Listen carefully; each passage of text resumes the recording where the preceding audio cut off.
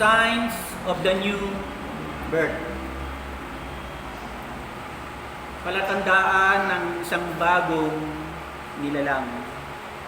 Ngayon po ay third Sunday na po ng January, taong 2021. No? Paano ba natin sisimulan ang taon 2021? No? Ako po ay nananawagan doon sa pamunuan ng ating iglesia na simulan natin yung ating taon ng mayroong malinaw na plano. No? Pero bilang mga individual na Kristiyano, paano natin sisimulan ang taong 2021? No? So, kailangan natin magkaroon ng assessment. Kailangan natin magkaroon ng konting evaluation. No? At tingnan natin yung ating direksyon. Tingnan natin yung ating paglilingkod. Naalala ko yung, meron akong naalalang isang pangyayari na may dalawang magkakapatiran ang nadatnang kong nagtatalo. Pareho silang church member, pero nadatnan ko silang nagtatalo. Ang parang pagkakarinig ko ay, "Kristiyano ka ba?" Sabi niya, "Bakit ganyan ang ugali mo?" Yan. Noong ako ay dumating, hinihingi nila yung opinion ko kung sila ba nga ay Kristiyano. No, hinihingi nila yung opinion ko kung sila nga ba ay Kristiyano. Sabi ko, gustong-gusto kong sagutin yung tanong mo, kaya lang hindi ko kayo masyadong kakilala. No? Pero gustong-gusto kong i-share sa inyo paano nyo mapagtitiyak na kayo ay Kristiyano. No? Puro magandang assessment, magandang evaluation. Tanungin mo nga yung katabi mo, Kristiyano ka ba? Hello? Ba't ganyan ka? No? Yung salitang bakit ka ganyan, may konotasyon na negatibo. Merong kahulugan na kung Kristiyano ka, dapat hindi ganyan. No?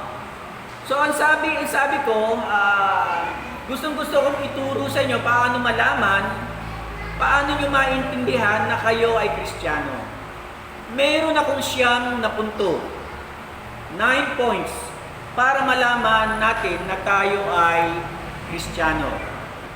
At siya namang magiging tungtungan natin sa pagtahak natin sa taong 2021. Una, kailangan ang isang anak ng Diyos ay mayroong bagong puso. So pag sinabi kong bagong puso, hindi bagong transplant.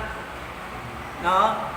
Kung hindi ang born again o yung anak ng Diyos ay meron siyang bagong puso.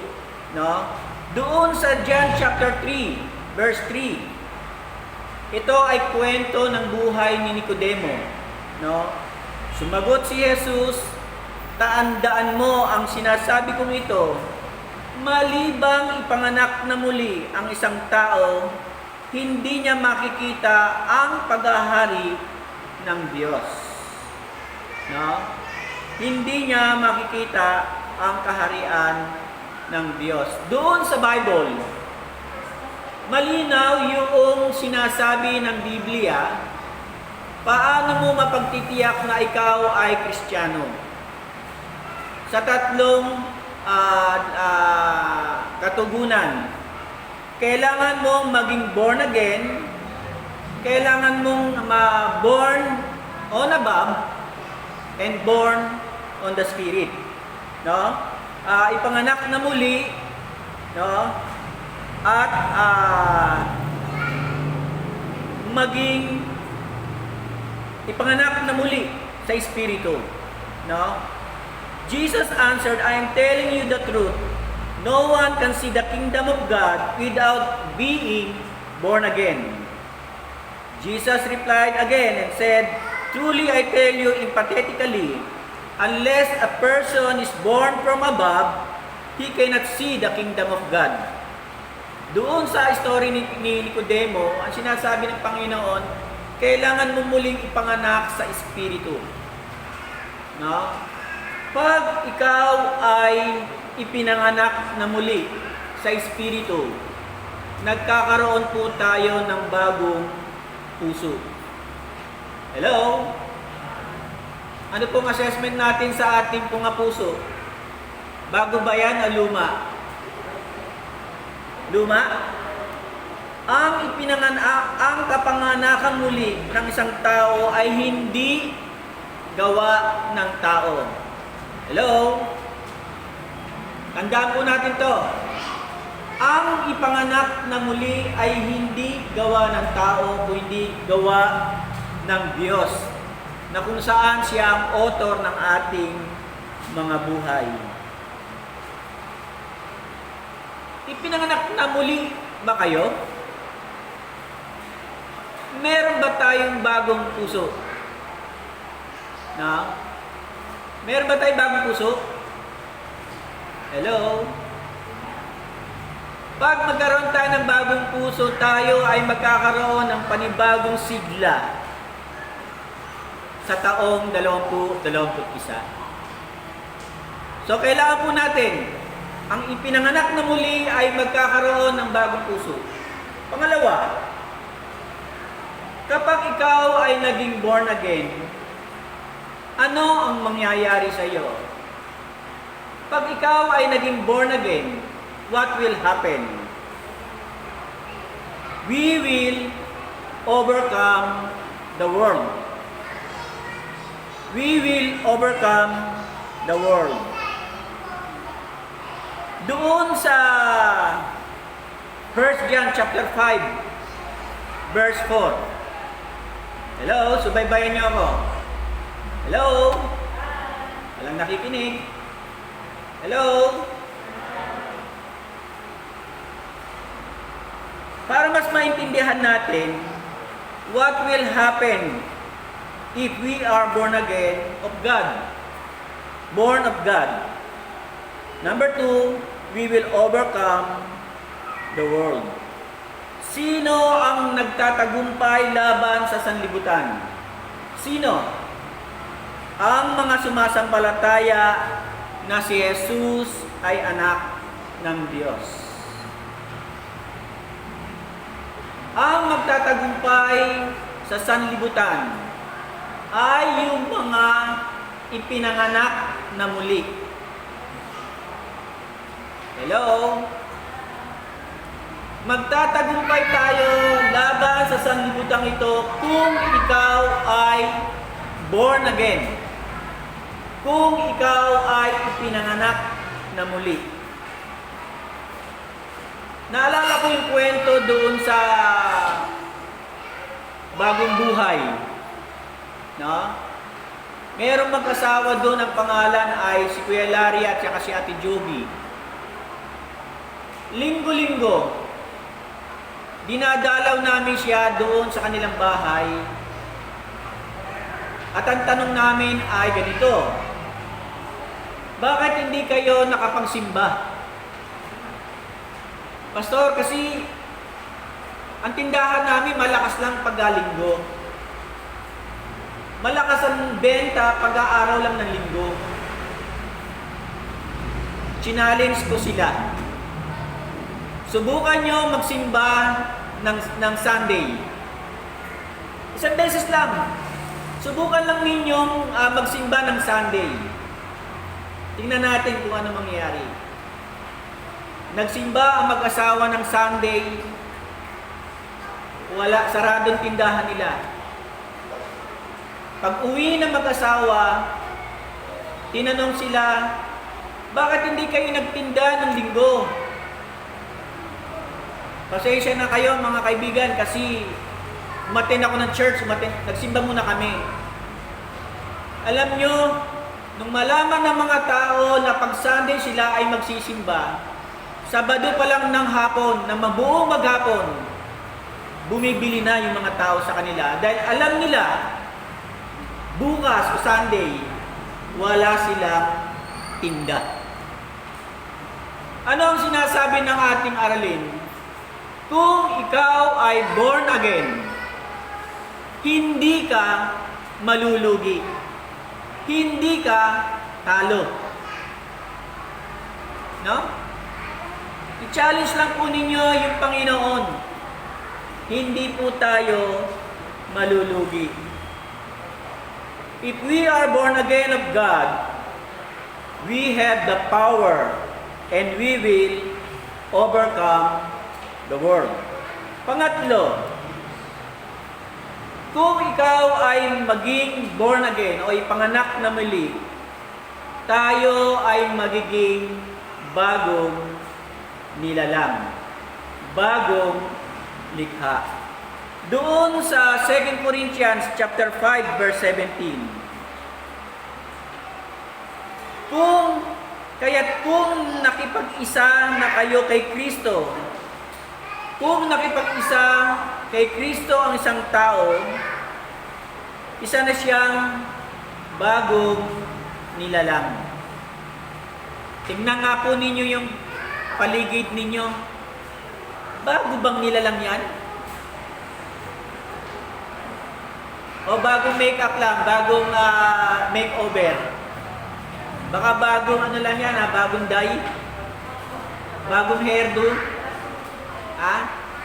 Baka tumitingin kay Joyce. Ang ipinanganak na muli ay isang bagong nilalang. Merong isang taong na-convert. No? Siya ay taga-Canada. Itong taong ito ay nasanay siya, mula nung siya ay maliit, nasanay siya na laging umiinom ng alak.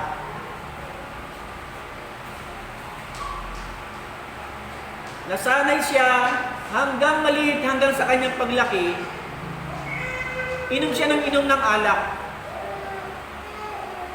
Hello? Alam nyo, inabando na siya ng kanyang buong pamilya dahil wala nang inatupag kung hindi uminom. Nawala na rin siya ng mga ilang kaibigan dahil yung lifestyle niya ay puro ganun na lang. Hindi na nabago yung pattern ng kanyang buhay. Minsan, dinalaw siya ng kanyang mga kaibigan sa simbahan. Umattend siya ng meeting. Pagkatapos, ipinag-pray siya.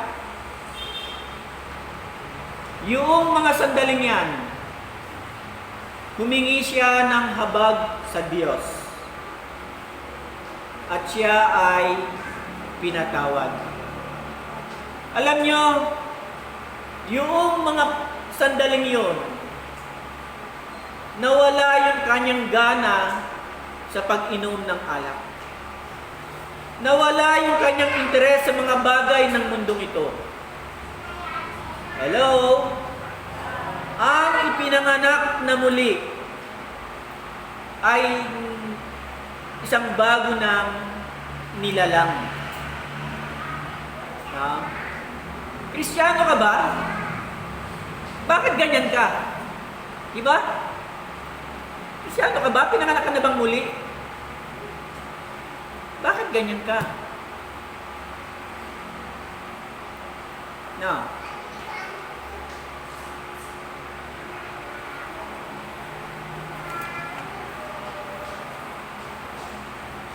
Ito po ang pakatandaan ninyo. Hindi natin kayang tanggapin ang mga spiritual matter. Hindi pwede mapasa atin ang mga spiritual gift na ito kung hindi ka ma-born again. Hello? Hindi ka magiging born again. Para mas maintindihan po natin yan, 1 Corinthians chapter 2 verse 14. Sapagkat ang taong hindi nagtataglay ng Espiritu ay hindi kayang tumanggap ng mga kaloob mula sa Espiritu o Espiritu ng Diyos.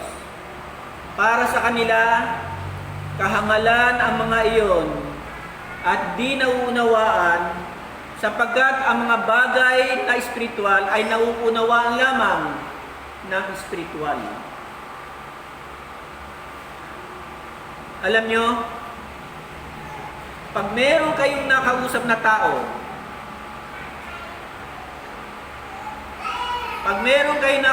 tao, at nagbanggit kayo tungkol sa Diyos o nagbanggit kayo tungkol sa Biblia, at sasabihin nila, Pastor, hindi ko po kayo naiintindihan. Pastor, hindi ko po alam yan. Palatandaan po yan na hindi siya ipinanganak na muli. Hello? Ang mga taong ipinanganak na muli, interesadong makinig sa Diyos. Halimbawa, oras ng sermon. Malalaman mo ang mga taong pinanganak na muli at yung mga taong hindi pinanganak na muli. Pag magsisimula na mag-sermon si pastor, kinakalabit na ang katabi. Hindi nakikinig. Iyan po ay palatandaan. Ang tao ay hindi ipinanganganak na muli.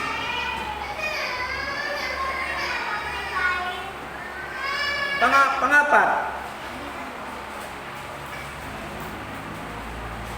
pag ikaw ay pinanganak na muli, magkakaroon ka ng bagong nature o bagong kalikasan. No? Doon sa 2 Corinthians 5:17, di ba sinasabi doon, ang lahat ay pawang mga bago na. No? Tayo ay nagiging partaker. Tayo ay nagiging bahagi ng kalikasan ng Diyos. No? Tayo ay nagiging participant ng Diyos. Tayo ay nagiging miyembro ng kalikasan ng ating Diyos. No? Noong tayo ay naging Kristiyano, nagsimula na yung conflict sa buhay natin. Alam nyo, ito ang mali ng maraming Kristiyano. Marami po nagkakamali dito. Noong tayo ay naging Kristiyano, ang lagi nating iniisip, yung old nature natin ay nawala na at napalitan ng bago. No? Napalitan ng bago. Huwag po natin kalilimutan na yung old nature natin, hindi inalis ng Diyos yan. Pinalitan ng bago nature. Alam nyo, kung pababayaan natin yung old nature na ito ay mamayani sa buhay natin, maglalaban yung spiritual matter, yung spiritual life natin dun sa old nature natin. No? Akala ng iba, nung sila ay naging Kristiyano, nawala na yung old nature natin. Kung hindi natin itatali, kung hindi natin ipapako, kung hindi natin babantayan yung old nature natin, lalamunin ang ating new nature o yung bagong kalikasan natin. No? Alam nyo, kahit si Apostol Pablo ay nagkaroon ng struggle dito. No? Ang sinasabi niya doon sa Corinto ay, bakit yung gustong-gusto kong gawin, hindi ko magawa? Pero yung kinamumuhian ko ay siyang laging nangyayari. No? Yung old nature natin ay nagtatalo. Look, marami pong Kristiyano ang bigo sa point na ito. No? Akala natin na wala na yung old nature natin, no? No? Andiyan pa rin po, kailangan lang natin bantayan. Katamaran? Diba? Laging nandiyan yan. Yung pagiging temporista, old nature yan eh.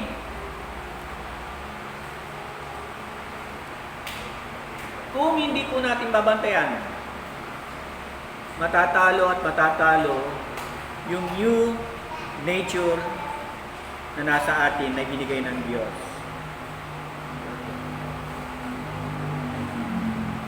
Pag ikaw ay nagtaglay ng bagong kalikasan, magsisimula yung bagong lakad mo sa buhay. Kung ikaw ay pinanganak na muli, mababago yung pananaw mo sa buhay. Mababago yung pananalita mo at kilos mo sa buhay. Kung tayo ay ipinanganak na muli.